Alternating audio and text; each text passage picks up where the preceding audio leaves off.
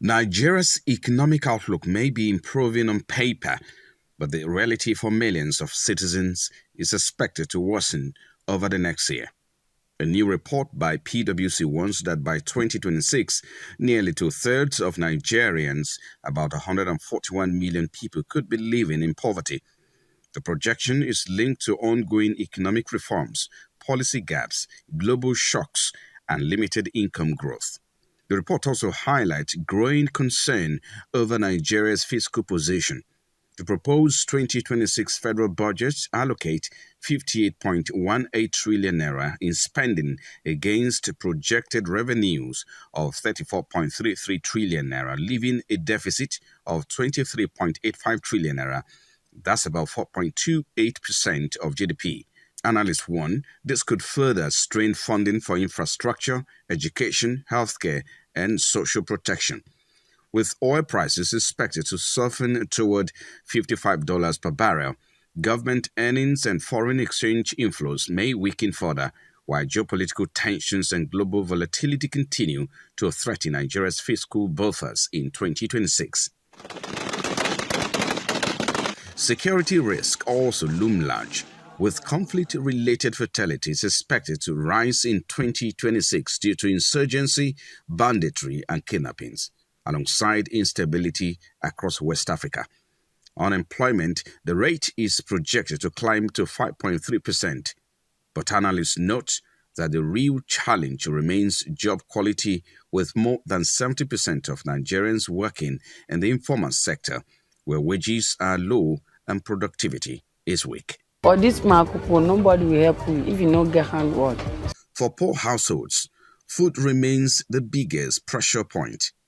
The poorest Nigerians spend nearly 70% of their income on food, meaning even small price increases push families deeper into poverty. While current reforms may lay the groundwork for long-term stability, experts stress the urgent need to ensure the growth translates into higher incomes, better quality jobs, and real relief for the most vulnerable. Frank Omalape, Arise News.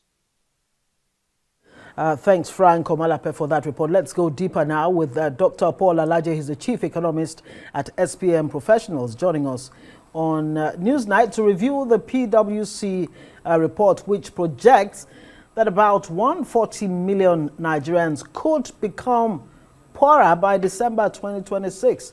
Now, that's not a way that you want to start the year. Good to have you. Happy New Year. Happy New Year, and thank you so very much for having me, ma'am. Okay, so what do we make of this PwC report? Because my first question was actually going to be, is it an optimistic report or a pessimistic one about 2026? But, you know, listening to Frank's report there, it doesn't look too cheery, more gloomy than cheerful. But where should we begin to unpack the question? Is it the dashboard? Should we begin with the dashboard where it talks about, you know, the different, three global, you know, dynamics that may shape the Nigerian economy in 2026? Let's start there. Global economic dynamics, global policies, and geopolitics will play out in how whatever policies our government comes up with, you know, will turn out in terms of results. Let's start there. Thank you so very much for having me. First of all, what do we make of the report? The report started on the key achievement note. It spoke about disinflation, that inflation has reduced to less than 15%, above 14%. It talks about growth. Government has been able to put the economy together to achieve 3.98%, and is projected to even have 4%. And it also mentioned some key areas, such as, which is another achievement in terms of the foreign direct investment, and most importantly, foreign reserve that has now climbed up to over $45 billion. Yeah. So that was how it started. The report also made some very strong warnings that Nigerian government needs to pay attention to, which of course includes that of poverty, stating that poverty may get up to 61% of the population, which of course will be higher than what is experienced in 2025. The report also mentioned that, well, while we see inflation reducing, what needs to be ubiquitous is high prices, and that high prices is telling on the pocket of people.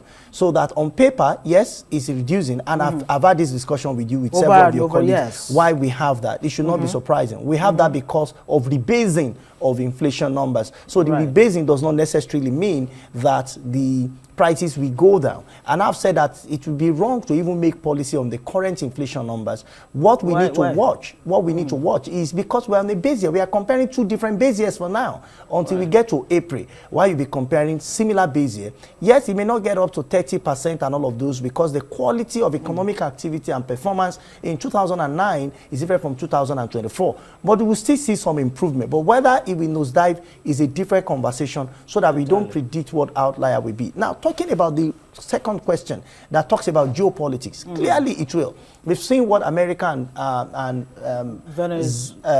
Venezuela, we've seen the activity going on in Venezuela now. The implication that we have seen on the immediate is that global oil price dropped. Nigeria has used about $64 per barrel to project our 2026 budget. And we know that this is the single largest fiscal document that we have in Nigeria. Hopefully, we'll see that budget may be passed and signed into law. The implication of that will be the expected revenue may drop if America continue, because now new persons, new organizations that before now had been denied access into having these, access into the Venezuela oil. Recall that Venezuela oil is by far more than most countries of the world in terms of capacity and other resources. So this may lead to increase in supply. When the supply increases and demand remains the same, you will have supply. And that's the implication on price. It will drop. Again, Nigeria is a country that is contesting, that is appealing, that is doing everything possible for different persons, including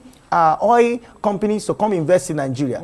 Are we still going to come to Nigeria? And I'm just in Nigeria as one of the countries. There are other countries that is also pleading and want them to invest. Would they not be going to a country like Venezuela, where they think they have access to relatively cheaper oil and so on and so forth? So this may affect. But the good news, again, for Nigeria as advisory to government is that we may need to quickly implement PIA to letter. Part of PIA that has not been implemented. The Petroleum Industry Act. Which aspects? First of all, is flexibility. We need to be flexible. Then you will check flexible to what extent? In what specific areas? I will give you. So there are other parts. There are fields that have not been explored as we speak. There are fields that have not been explored. Now, those fields, I think, is important for us to look at it, because they form supply to us.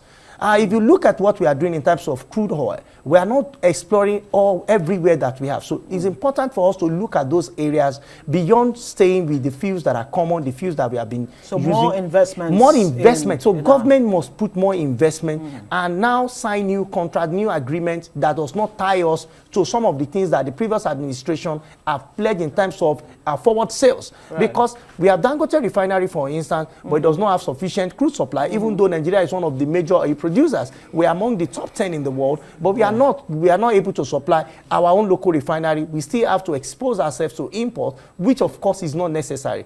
Another thing is, we have seen what is happening even among African nations, and even in West Africa here, where we have seen coup d'etat and so on and so forth. Without affect us locally, security is the game. We need to up our game so that we don't destabilize our current democracy. We can disagree on several grounds, but democracy, we must embrace it wholeheartedly so that it does not eventually affect all of us as a people. And we are starting on another note entirely.